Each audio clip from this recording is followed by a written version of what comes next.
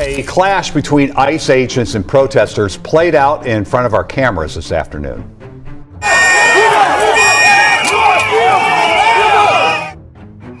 This was a chaotic scene in South Minneapolis. Demonstrators clearly outnumbered ICE officers as local law enforcement tried to keep the peace. What you are about to hear is not a protest story. It is a warning. Imagine this for a moment. Federal officers surrounded in the middle of a U.S. city, outnumbered, pushed, attacked.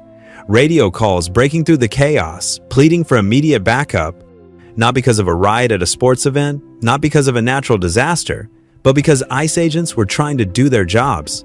Tonight, we break down the most violent confrontation yet tied to the ongoing immigration enforcement surge in Minnesota.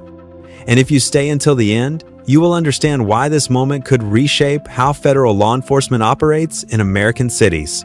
If you value facts over slogans, make sure you like this video and subscribe now.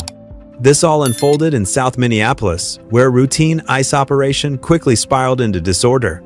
According to law enforcement scanner audio, federal agents suddenly found themselves surrounded by a rapidly growing crowd. Witnesses described dozens of agitators closing in, shouting, throwing objects, and physically confronting officers. Within minutes, the situation escalated beyond control. Video from the scene shows agents struggling to maintain custody of detainees as protesters attempted to interfere. At least one agent was knocked to the ground.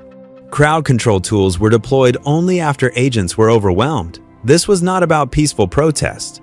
This was a direct attempt to obstruct federal law enforcement. And that is where the moment turns critical. Emergency radio transmissions revealed the severity of the threat. Officers reported being attacked, separated from each other, and unable to safely disengage. Backup was urgently requested as ICE agents feared they were losing control of the scene entirely. That call triggered a rapid response from the Hennepin County Sheriff's Office. Here's the key point many headlines will avoid. Local deputies did not respond to assist with immigration enforcement. They responded to an active assault on officers. When violence erupts, jurisdictional politics disappear. Public safety takes priority. Sheriff's deputies formed a physical barrier between the crowd and federal agents, allowing ICE officers to extract themselves and secure detainees. Minneapolis police briefly assisted before clearing the area. The confrontation ended, but the implications did not. And this raises an uncomfortable question. When federal officers enforcing U.S. law are attacked in broad daylight, who is really undermining public order? ICE confirms that more than 400 arrests have been made during this enforcement surge across the Twin Cities. These operations target individuals with immigration violations, many of whom have ignored court orders or prior removal directives. Yet instead of cooperating with lawful processes, activist groups are increasingly choosing confrontation. The fallout did not stop at the streets. High school walkouts followed. Demonstrations spread to the airport. Ride-share drivers reported being approached by federal agents during lawful operations in federally regulated spaces. Each reaction feeding the next, escalating tension instead of restoring calm. Here is the reality many refuse to acknowledge. Immigration enforcement does not create chaos. Lawlessness does. ICE officers are tasked with enforcing laws passed by Congress. They do not write policy, they execute it. When mobs attempt to block arrests or intimidate agents, they are not defending communities. They are endangering them. And this is where the story moves forward. Federal authorities are unlikely to retreat after an incident like this.